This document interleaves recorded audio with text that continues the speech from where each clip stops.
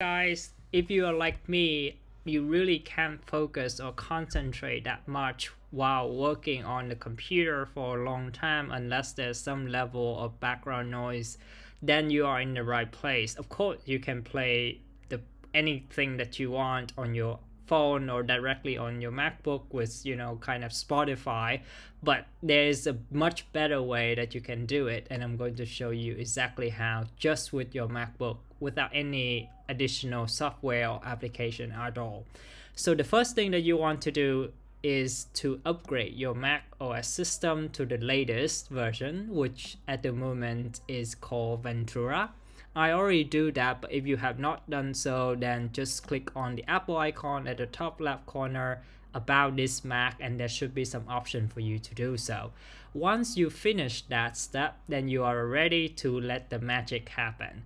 So now you can click on this same Apple icon at the top left corner, go to System Settings, then under Accessibility. By the way, this is how Ventura looks these days. So then Accessibility, then you go all the way down until you see Hearing. Then under Hearing, you should see Audio. Then you should be able to toggle on and off the background sound. So let's do that. Let's see. So now you can hear the sound of the rain, in the background. You can adjust the volume as much as you like. If you don't like the rain, you can always choose other sound that they have installed here. The ocean. Whoa, that's kind of cool. The stream. Okay. But yeah, anyway, so you know, pick your favorite. I like the rain. I wish they have like thunder, because I really like the thunder sound for whatever reason. So once that's done, you basically finished. But you can also toggle on the option that the Mac will just turn it off when it's not in use. Another very useful tip for this actually is underneath Control Center here.